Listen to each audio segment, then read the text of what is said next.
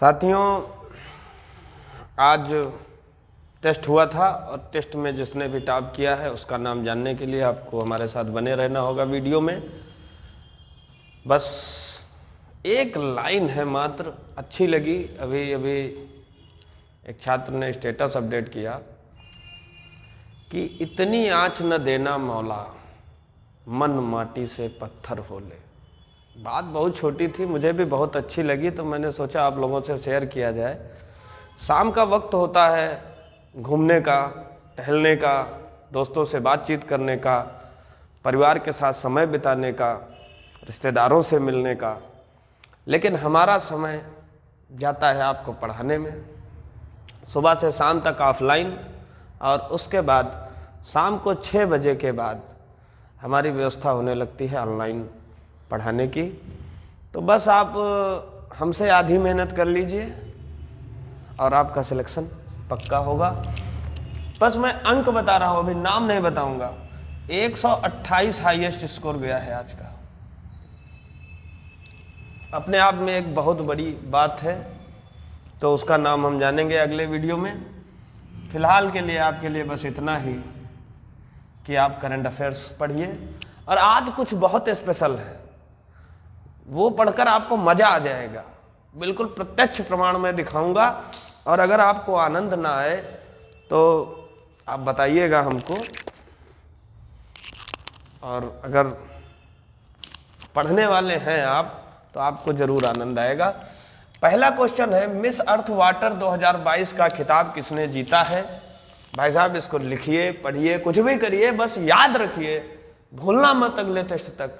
जो भी क्वेश्चंस होंगे इस हफ्ते में इतना स्टैटिक जीके कराऊंगा, इतना स्टैटिक जीके कराऊंगा कि तुम बस याद रख पाओ, तुम नोट कर पाओ। बस तुम नोट करना, चाहे हाथ फूले चाहे पैर फूले, पीछे नहीं हट सकते।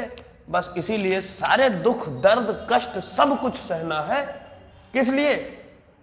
कि अब पीछे नहीं हट सकते। जब युद्ध छिड़ गया है तो युद्ध में जीत हो हार हो कुछ भी हो, लेकिन पीछे तो नहीं हटना है।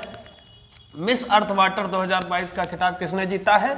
नदीम अय्यूब। 4 पुरस्कार दिए जाते हैं, 2 पुरस्कार हम आपको बताएंगे। मिस अर्थ वाटर 2022 का खिताब किसने जीता है? नदीम अय्यूब ने जीता है। अगर इनकी एज की बात की जाए तो ये मात्र 27 ईयर्स की हैं। और इसका आयोजन कहाँ किया जा रहा है? इसका आयोजन कहाँ किया जा रहा है? तो आयोजन लिखेंगे मनीला में हो रहा है। इसका आयोजन मनीला में किया जा रहा है।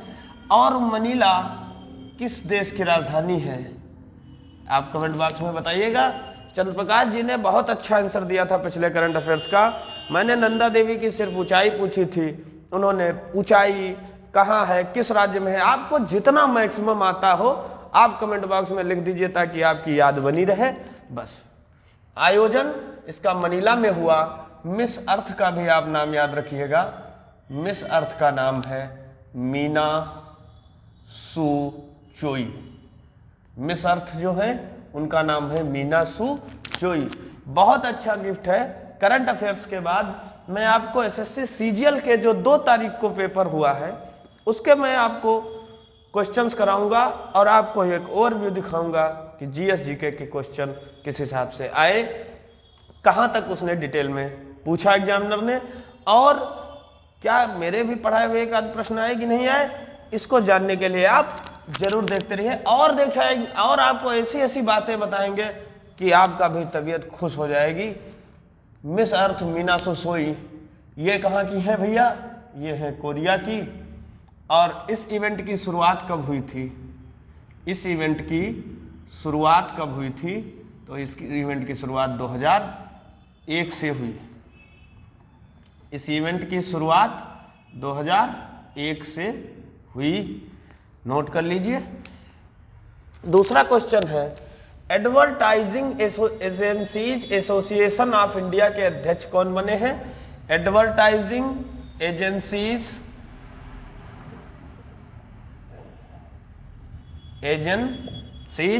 एसोसिएशन ऑफ इंडिया के अध्यक्ष कौन बने हैं? इनका नाम है भैया प्रशांत कुमार। पहला सिलहट सिलचर महोत्सव कहाँ मनाया गया? पहला सिलहट सिलचर महोत्सव मनाया ही क्यों गया?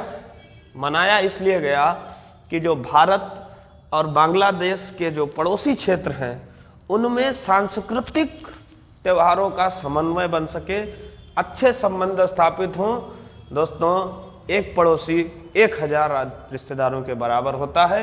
इसके पीछे सिर्फ कहने का मतलब यही है, पुराने लोग कहते थे कि मान लीजिए कोई भी है, वो अगर कोई आपत्ति विपत्ति खुशी आती है तो सबसे पहले आपके साथ में आपका पड़ोसी ही खड़ा होगा। लेकिन दुर्भाग्य ये है कि आजकल आदमी अपने पड़ोसी से ही लड़ाई रखता है। तो जितने हमारे वीडियो देख रहे हैं ये सब पड़ोसी से लड़ाई नहीं करेंगे। मजबूरी है, पड़ोसी से ही लड़ाई होती है, लेकिन हमें नहीं करना है, ठीक है। पड़ोसी सबसे पहले काम आता है, इसीलिए पहला सिलहट सिलचर महोत्सव मनाया गया। इन प्रश्नों की बात हो चुकी है, इनको मिटा देते हैं और बात करते हैं हम तीसरे प्रश्न की कि पहला सिलहट सिलचर महोत्सव कहाँ मनाया गया? ये मनाया गया असम में। असम में ये मनाया गया। वैसे तो बहुत सारा करंट अफेयर्स है, लेकिन हम जो है बहुत इम्पोर्टेंट बता रहे हैं। असम की बराक घाटी में ये मनाया गया है। और किस लिए मनाया गया? तो ये पड़ोसी क्षेत्रों के बीच घनिष्ठ सांस्कृतिक संबंधों के लिए पहला ये इवेंट है। राष्ट्रीय प्रदूषण नियंत्रण दिवस कब मनाया गया? राष्ट्रीय प्रदूषण दिवस भैया 2 दिसंबर को मनाया गया। 2 दिसंबर को एक और दिन होता है, बताइए। 2 दिसंबर को एक और दिन होता है, उसका नाम है कंप्यूटर साक्षरता दिवस। एक भी मिनट आपका बेकार नहीं जाएगा इस वीडियो को देखने के बाद। अगर लगातार आप वीडियो देख रहे हैं तो आपका सिलेक्शन दुनिया की कोई ताकत रोक नहीं सकती, चाहे आपके विरोधी चाहे जितना जोर लगा लें। क्योंकि ऑफलाइन पढ़ाने में मेरे पास जो है एक समस्या रहती है, कहीं बच्चों के भूख लग जाती है, कहीं टाइम हो जाता है, उनका भी कहना सही है। लेकिन ऑनलाइन में तुम खाते पीते और लेट के आराम से चाहे जैसे आप पढ़िए, कोई समस्या नहीं है। राष्ट्रीय प्रदूषण दिवस हो गया। नेत्रहीनों के लिए T20 क्रिकेट विश्व कप, पहली बात है कि कहां से कहां आयोजित होगा। देखिए, एक चीज और बता देते हैं हम आपको। राष्ट्रीय प्रदूषण नियंत्रण दिवस ये मनाने की शुरुआत क्यों हुई, इस बात पर जरा चर्चा करते हैं। आखिर क्यों मनाया जाने लगा? तो साथियों, राष्ट्रीय प्रदूषण दिवस क्यों मनाया गया, इसके बारे में भी बात करते हैं। तो देखते हैं कि 2 व 3 दिसंबर को एक बहुत बड़ी घटना हुई थी। 2 व 3 दिसंबर को बहुत बड़ी घटना हुई जिसे इतिहास भुला नहीं पाया, और वो थी 1984 में भोपाल त्रासदी की घटना। इस घटना ने सबको झिझकोर कर रख दिया, क्योंकि इसमें एक गैस थी, जहरीली गैस, जिसका रिसाव हो गया। उसका नाम था मिथाइल आइसोसाइनाइड।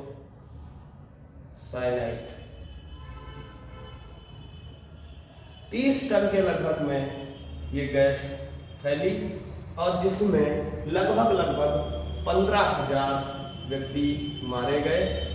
15,000 व्यक्ति मारे गए, जिसमें ये दोनों बातें हैं। आप चाहें तो नोट कर लें, नहीं तो आप याद कर सकते हैं, तो याद रखिए। नेत्रहीनों के लिए T20 क्रिकेट विश्व कप कहाँ आयोजित किया गया? तो इसका आयोजन हुआ है भारत में। इसका आयोजन कहाँ हुआ है भैया? इसका आयोजन भैया भारत में हुआ है। इन प्रश्नों को भी हटा देते हैं, हटाना तो है ही। कब से कब तक इसका आयोजन हुआ, सारी चर्चा करेंगे। नेत्रहीनों के लिए क्रिकेट T20 वर्ल्ड कप का आयोजन भारत में हुआ। 5 से 17 दिसंबर तक हुआ। इसका उद्घाटन कहाँ होगा? इसका उद्घाटन होगा ताऊ देवीलाल इंदौर स्टेडियम में। और ये स्टेडियम भैया कहाँ है? ये है गुरुग्राम में। थोड़ा स्पीड में इसलिए पढ़ा देते हैं, सोचते हैं आपका टाइम ना वेस्ट हो। लेकिन लोग लिखते भी हैं, तो आराम से धीरे धीरे लिख लीजिए। पूरी वीडियो वैसे भी वही देखेगा जिसमें लगन होगी पढ़ने की, अन्यथा सकल पदार्थ है जगमाही और कर्म ही नर पावत नहीं। गोस्वामी तुलसीदास जी ने कहा है, हम नहीं कह रहे हैं, ये गोस्वामी तुलसीदास जी कह के गए हैं। अब पता नहीं भैया सही कह के गए हैं कि गलत कह के गए हैं, हमें तो ये बिल्कुल सही लग रहा है। पहले तटीय सुरक्षा सम्मेलन का उद्घाटन कहाँ किया गया? कहाँ किया गया भैया? चेन्नई में। क्यों किया गया? क्योंकि देखिए, तटीय सुरक्षा सम्मेलन हमारे तटों की सुरक्षा बहुत जरूरी है, क्योंकि कभी भी तटीय हमले भी होते हैं। हमारा समुद्र में अधिकार कहाँ तक है? बता दीजिए फटाक से आंसर।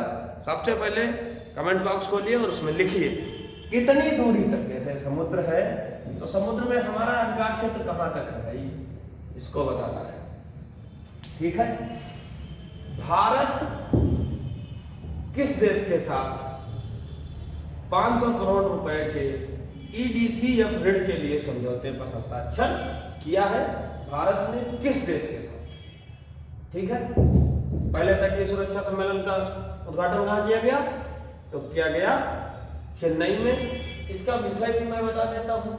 इसका विषय क्या था?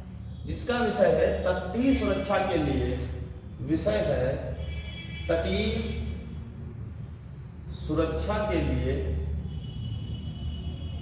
सहयोगात्मक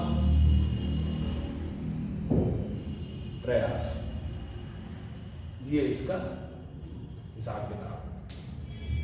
भारत और किस देश के साथ 1500 करोड़ रुपए के EDCF ऋण के लिए समझौते पर हस्ताक्षर किए गए हैं? चलिए बताते हैं आपको। सबसे पहले आपको हम बताते हैं EDCF का फुल फॉर्म। EDCF का फुल फॉर्म, क्योंकि एग्जैक्ट आप कोई चीज नहीं याद रख सकते ज्यादा देर के लिए। Economic DEL development, DEVELOPMENT development corporation fund, आर्थिक विकास सहयोग कोष। इतनी आँच न देना मौला, मन माटी से पत्थर होले। बहुत बढ़िया लाइन लगी मुझे, इसलिए मैंने आपके साथ शेयर कर दी। मेरे तो मित्र, दोस्त, यार तो नहीं कह सकते, दोस्त और सब आप ही लोग हैं। ठीक है, वो यार गलती से निकल गया, बात को पकड़ो मत। ठीक है, वो तो बस मुंह से निकल गया, लेकिन हम आपको पढ़ा रहे हैं। ऑनलाइन में दोस्ती है, ऑनलाइन में दोस्त समझकर पढ़ लो, ऑफलाइन में नहीं दोस्ती है, ऑफलाइन में दोस्ती नहीं है। AAAI के नए अध्यक्ष कौन बने हैं? अरे इसका भी मैंने नहीं बताया आंसर। दक्षिण कोरिया। और दक्षिण कोरिया की अभी राजधानी कहाँ है? सियोल में। इसके प्रेसिडेंट अभी बने हैं कौन है? प्रेसिडेंट इसके बने हैं यू सुक येओन। अगर ये नाम गलत नहीं होगा तो, अगर कोई त्रुटि हो तो आप सही कर लीजिएगा।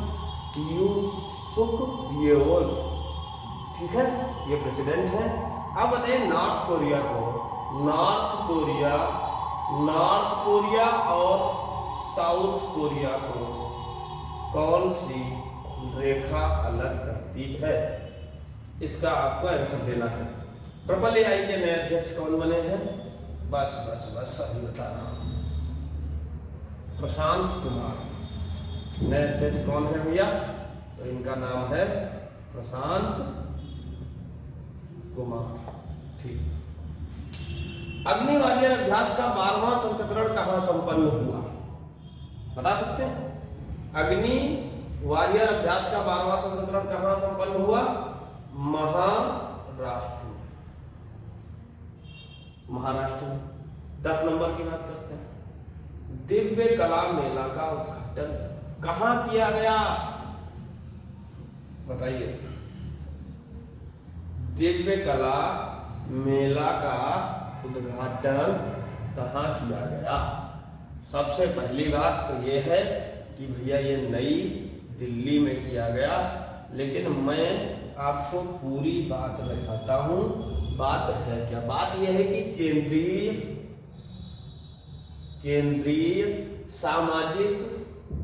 केंद्रीय सामाजिक और अधिकारिता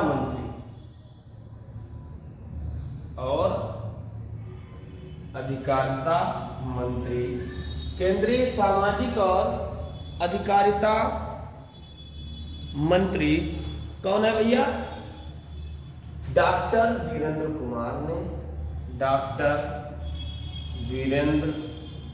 कुमार ने 2 दिसंबर 2022 को कर्तव्य पथ में दिव्य कला का उद्घाटन किया। कहाँ हुआ, कैसे हुआ, कब हुआ? एक लाइन में छाप लीजिए। कहीं भी किसी भी मोड़ पर यह प्रश्न आपके सामने आ सकता है, इसमें कोई दो राय नहीं है। पहली बार शीतकालीन जनजाति महोत्सव का आयोजन कहाँ किया गया? तो ये भैया किया गया जम्मू कश्मीर में। क्या आप बता सकते हैं जम्मू कश्मीर के वर्तमान राज्यपाल कौन हैं? बता सकता हो तो बताइएगा। Brave hearts of Bharat vignettes from Indian history, इस बुक को किसने लिखा है? अगर आपको सीरियल के आए हुए प्रश्न देखने हैं तो आपको रुकना पड़ेगा। जिनको जल्दी थी वो चले गए, वो यहाँ तक भी नहीं आए साथ। अगर आप बने हैं तो बने रहना। केंद्रीय सामाजिक और अधिकारिता मंत्री डॉक्टर वीरेंद्र कुमार ने 2 दिसंबर 2022 को कर्तव्य पथ में दिव्य कला का उद्घाटन किया। ये कहाँ है? नई दिल्ली में है। Brave hearts of Bharat vignettes India history के लेखक हैं विक्रम संपत है। किस राज्य के मुख्यमंत्री ने 1 डिस्ट्रिक्ट 1 स्कूल योजना शुरू की? 1 स्कूल 1 IAS ये योजना शुरू की है। 1 स्कूल 1 IAS की योजना शुरू की है केरल में। और 1 डिस्ट्रिक्ट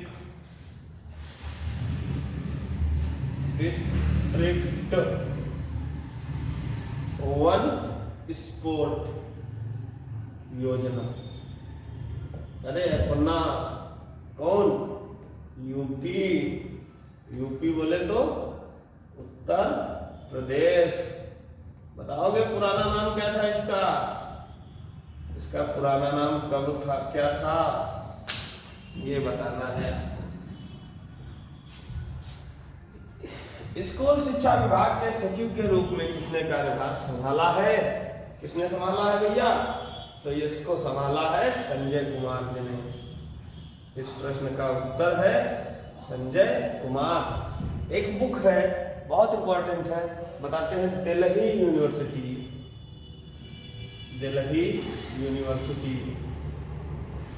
किसी एग्जाम में पूछा गया है, इसलिए मैं लिखवा रहा हूँ। सेलिब्रेटिंग, देखो स्पेलिंग मैटर नहीं करता है, आप करंट अफेयर्स पढ़ते जाइए। Delhi university celebrating 100 glorious years, ये किसकी किताब है? ये है हरदीप सिंह पुरी जी, उनकी ये किताब है। ये थे आपके 14 प्रश्न करंट अफेयर्स के, प्लस इससे संबंधित जितना भी स्टैटिक जीके मेरी नज़र में आया, मैंने आपके साथ बहुत ही शालीनता और बहुत ही सदाचार के साथ हमने आपके सामने साझा किया। अब हम देखते हैं सीजीएल में कौन से प्रश्न पूछे गए हैं। मुश्किल से 2-4 मिनट और लगेंगे, और तब तक आप धैर्य बनाए रखिए, कोई चिंता वाली बात नहीं है। चलिए आते हैं, लिख भी लेते हैं। 2 दिसंबर second shift paper SSC CGL. अरे अगर ऐसे भी तुम 10-10 प्रश्न हमारे साथ करते रहे तो यकीन मानो वक्त आने दो, बता देंगे तुझे आसमां। हम अभी से क्या बताएं, क्या हमारे दिल में है। बस जिस दिन आपका सिलेक्शन होगा उसी दिन हम बताएंगे कि हम क्या सोच रहे थे। अम्मा और बहिनी योजना, अरे कितनी बार तो हम पढ़ाए हैं बैच में, ऑफलाइन ऑनलाइन। किसने शुरू की है? सिक्किम ने। किस लिए शुरू की है? अरे अम्मा महिलाओं के लिए और बहिनी योजना लड़कियों के लिए। ठीक है, दूसरा क्वेश्चन था रॉलेट एक्ट। रॉलेट एक्ट में समझिए बात को, ये नहीं पूछा रॉलेट एक्ट कब आया भारत, ये नहीं पूछा। क्या पूछा? शायद हम लोग ये नॉर्मली नहीं पढ़ते हैं। रॉलेट एक्ट में कितने दिनों तक जेल में रखने का प्रावधान था। अब क्वेश्चन यहां से पूछे जा रहे हैं। अगर हम रॉलेट एक्ट के बारे में 4 लाइन लिखवाएं तो आप कहते नहीं सर, खाली ये बताइए रॉलेट एक्ट आया कब था। आज तक कोई भी विद्यार्थी इसलिए नहीं गया कोचिंग छोड़कर कि पढ़ाई अच्छी नहीं हो रही, इसलिए चला गया कि इतनी पढ़ाई पढ़ नहीं पाएंगे। पढ़ना तो तुम्हें पड़ेगा। अगर तुम्हें सिलेक्शन लेना है तो यहाँ तक पढ़ना पड़ेगा और जहाँ तक पढ़ाएंगे तहाँ तक पढ़ना पड़ेगा। जहाँ तक तुम्हें ले जाएंगे वहाँ तक तुम्हें आना ही पड़ेगा हमारे साथ में, क्योंकि जब हम नहीं सीखते कम पढ़ाना तो आप कैसे सीखोगे कम पढ़ना। 2 वर्ष।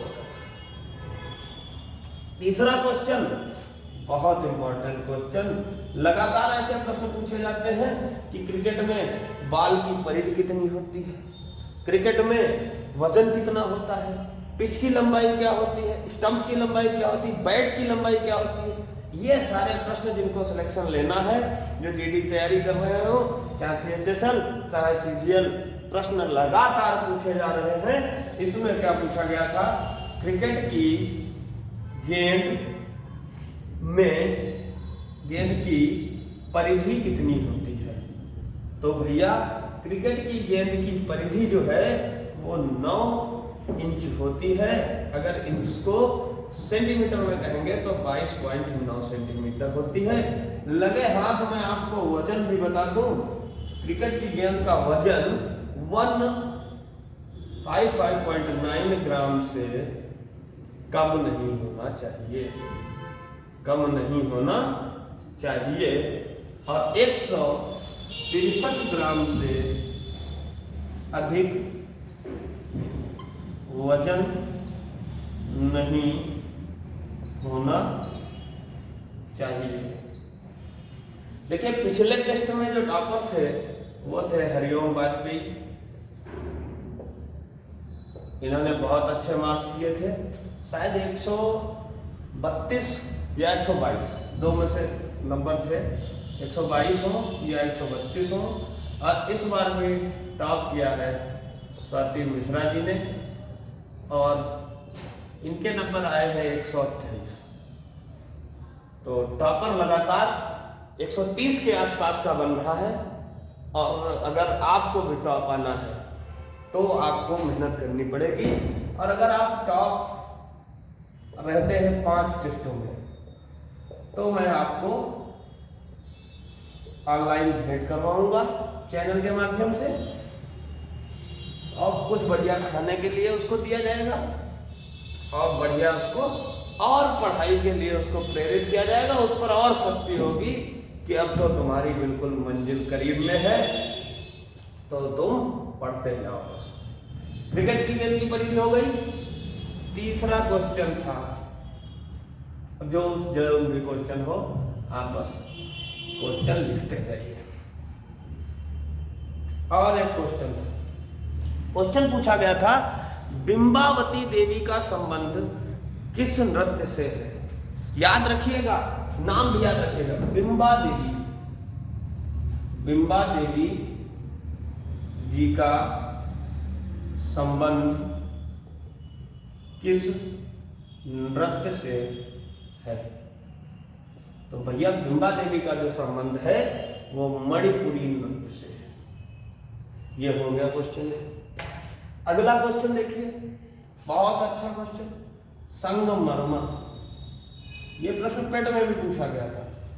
संगमरमर या चूना पत्थर का रासायनिक सूत्र, और हम आपको रासायनिक नाम गिफ्ट में बताएंगे। पूछा गया था सूत्र CaCO3 और इसका रासायनिक नाम क्या होता है? हम बताएंगे, आप बताएंगे? बताइए। आप नहीं बताएंगे, आपके चक्कर में और लोगों का नुकसान हो जाएगा। Calcium carbonate. बहुत कठिन है, पूरा वीडियो देखना बहुत कठिन है। इंस्टाग्राम, फेसबुक और यूट्यूब पढ़ाई को छोड़कर बाकी आप कुछ भी चला सकते हैं 2-3 घंटे, लेकिन अगर ये वीडियो थोड़ा सा भी बड़ा हो गया तो लोग नहीं पढ़ेंगे, चले जाएंगे छोड़ के, और कोई हमको तकलीफ भी नहीं है। क्योंकि अगर तुम यहाँ तक नहीं पढ़ोगे फिर कैसे एग्जाम निकालोगे? फिट इंडिया मूवमेंट की शुरुआत, जिनको लगता है ना कि करंट अफेयर्स पिछले 6 महीने से आएगा, 2 महीने से आएगा, 1 महीने से आएगा, उनके लिए ये प्रश्न है। फिट इंडिया मूवमेंट की शुरुआत कब हुई? तो ये हुई थी 29 अगस्त 2019 को। 2019 का प्रश्न पूछा गया है CGL में। और एक क्वेश्चन हम बताते हैं आपको, इतिहास कहां से ले रहा है प्रश्न। सालाबाई की संधि कब हुई थी? सालाबाई की संधि कब हुई थी? कौन पढ़ता है ऐसी संधियां? बस ऊपर ऊपर का पढ़ लो, हो जाएगा सिलेक्शन। सालाबाई की संधि हुई थी 17 मई 1782। अभी तो कुछ नहीं है, धीरे धीरे इसी श्रृंखला में आपको मैं वो प्रश्न कराऊंगा जो अच्छा विद्यार्थी छोड़ देता है। हमें कहां पर जीतना है? हमें तभी वहीं पर जीत हासिल होगी जहां पर अन्य लोग गलती करेंगे और हम अपनी गलती वहीं पर सुधार लेंगे। बाकी तो आज तक गलती हमारे स्टूडेंट कभी किए ही नहीं है, और किए भी है तो माने कभी नहीं है, और मानना चाहिए भी नहीं। गलती कोई नहीं करता है, हम भी आज तक कभी भी गलती नहीं की। क्यों? क्योंकि अगर कोई इंसान अच्छा है तो सीख देकर जाएगा, अगर बुरा है तो सबक देकर जाएगा। इसमें बुरा मानने की कोई बात नहीं। एक महात्मा जी थे, तो एक बिच्छू जा रहा था नदी की धारा में प्रवाह होते हुए, तो महात्मा जी उसको बार बार उसको जो है बचाते थे, और बिच्छू बार बार काट लेता था। कहीं ना कहीं उनके हाथ पे काटता था, वो झटकते थे, फिर उठाते थे, फिर काटता था, फिर उठाते थे। 2-3 बार किया, फिर अंततः बिच्छू को बाहर निकाल के फेंक दिया। तो वहाँ पर एक किसान ने बात को देख रहा था, उसने पूछा, कहा गुरुजी आप इतनी बार बिच्छू को क्यों बचाए जबकि आपको 2-3 बार काटा है? तो महात्मा जी ने बहुत अच्छा आंसर दिया। बहुत अच्छा आंसर ये दिया कि वो मर न रहा है, मरने के करीब में है बिच्छू, फिर भी वो अपनी आदत नहीं छोड़ रहा है, वो अपना काम नहीं छोड़ रहा। उसकी आदत है डंक मारना, तो वो डंक मार रहा है। और हम और आप बहुत नॉर्मली में छोड़ देते हैं। तो क्यों छोड़ें अपनी आदत? हमें पढ़ाना है, हमें पढ़ाने की आदत है, हम पढ़ाएंगे। कुछ चंद लोगों के बोलने से क्या हम अपनी आदत छोड़ देंगे? जब वो अपनी कहने की आदत नहीं छोड़ रहे हैं, तो फिर हम अपनी पढ़ाने की आदत को कैसे छोड़ सकते हैं? तो बिल्कुल परेशान मत होइए, कोई फर्क नहीं पड़ता तुम हमें क्या कहते हो और क्यों कहते हो, बस कहते हो, हमारे लिए यही बहुत है। और देखिए, ये संधि जो हुई थी वो ब्रिटिश ईस्ट इंडिया कंपनी और मराठों के बीच हुई थी। 8 नंबर क्वेश्चन था, गलत हो सकता है। किस पंचवर्षीय योजना में, पंचवर्षीय योजनाओं का बहुत अच्छा वीडियो पड़ा है, शायद ही आपको ऐसा कंटेंट कहीं मिले मेरे काफी वो वीडियो देखा भी गया है, आप लोग भी चाहें तो देख लीजिए। किस पंचवर्षीय योजना में खाद्यान्न उत्पादन किस पंचवर्षीय योजना में खाद्यान्न उत्पादन में आत्मनिर्भरता पर फोकस था? खाद्यान्न उत्पादन में आत्मनिर्भरता पर फोकस था। तो ये कौन सी पंचवर्षीय योजना थी भैया? ये थर्ड थी, तीसरी पंचवर्षीय योजना थी। कब से कब तक चली तीसरी पंचवर्षीय योजना? बताते हैं। पंचवर्षीय योजना तीसरी पंचवर्षीय योजना थी, जो कि पहली कब से चली? 1951 से 1956, दूसरी 1956 से 1961, तीसरी 1961 से 1966। फिर बताइए आगे क्या होगा? ये योजनाओं का इसकी बात, योजनाओं की बात हो गई। एक और क्वेश्चन था तंबाकू के ऊपर नई चेतावनी। एक तो करंट अफेयर्स का क्वेश्चन मुझे 2019 का मिला, और एक करंट अफेयर्स 2 दिसंबर को पेपर था और करंट अफेयर्स 1 दिसंबर वाला पूछा था। फिर आप क्यों ऐसा डिसाइड कर लेते हो कि भैया ये नहीं पूछेगा, ये पूछेगा? कहते सर जी जो पूछे वही पढ़ा। अरे अगर वो पता होता कि ये पूछेगा तो भाई हमको शौक थोड़ी है तुम्हें 6 महीना पढ़ाने की। आते एक दिन में रटा देते चले जाते। ये नहीं पता है कि क्या पूछेगा, लेकिन दोस्त ये जरूर पता है कि कहां से कहां तक पूछेगा। इतना आइडिया तो हो ही जाता है पढ़ाते पढ़ाते। इतने प्रीवियस ईयर पेपर देख चुके हैं कि इतना तो आइडिया है। तंबाकू के ऊपर नई चेतावनी कब से जारी की गई? तंबाकू के ऊपर नई चेतावनी। कोई बता सकता है नई चेतावनी क्या है? हम तो ये बताएंगे नई चेतावनी जारी कब की गई। कब जारी की गई? ये जारी की गई 1 दिसंबर 2022 से। 1 दिसंबर 2022 से। पेपर कब का है? 2 दिसंबर। अब पूछा कब का है? 1 दिसंबर का। इसीलिए ये डेली करंट अफेयर्स वाली जो बोली है, अगर इसको छोड़ा तो भैया फर्क पड़ जाएगा आपके रिजल्ट में, और किसी को कोई फर्क नहीं पड़ेगा। हरिसेन किसके दरबारी कवि थे? हरिसेन किसके दरबारी कवि थे? तो ये थे समुद्रगुप्त के। हरिसेन किसके दरबारी थे? समुद्रगुप्त के दरबारी थे। समुद्रगुप्त के बारे में एक बहुत अच्छी लाइन है। समुद्रगुप्त का घोड़ा 3 समुद्रों का पानी पीता था। उसका राज्य क्षेत्र इधर अरब सागर के तट से लेकर बंगाल की खाड़ी के तट तक था। यही हमारी आज की मेहनत थी। और आप कितना पढ़ेंगे, कब तक पढ़ेंगे, ये तो हमें नहीं पता। हमारा एक फर्ज है, मैंने सूर्य से सीखा है कि तुम अपने टाइम पर उगो। लोग सोते हैं तो उन्हें सोने दो, तुम्हें कोई फर्क नहीं पड़ना चाहिए। तो बस मित्र, तुम अगर सो गए तो तुम्हारे माँ बाप के सपने सो जाएंगे, तुम्हारा भविष्य सो जाएगा। और जो सोने देना नहीं है, किसी विद्वान ने कहा है कि यदि 3 लोग सो गए हों तो इनको जगा देना चाहिए। जैसे विद्यार्थी, दूसरा पहरेदार, और तीसरा आप बताएंगे। और कहते हैं कि 3 लोग अगर सो रहे हो तो उन्हें जगाना नहीं चाहिए।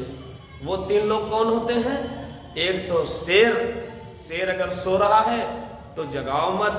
और दूसरा राजा, अगर राजा सो रहा है तो भी मत जगाइए।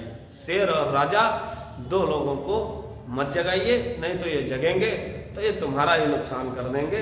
लेकिन विद्यार्थी और चौकीदार, पहरेदार, अगर ये लोग सो रहे हों तो भैया इनको जगा देना चाहिए।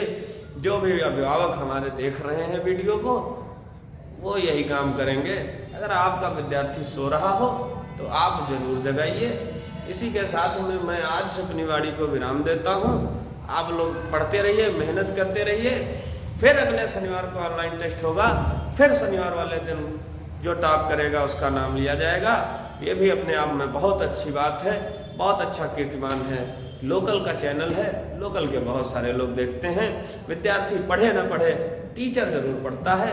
टीचर पढ़ रहे हैं, तुम पढ़ते रहो और आगे बढ़ते रहो। ये वीडियो हर विद्यार्थी के लिए है, कोई दिक्कत वाली बात नहीं है। जय हिंद।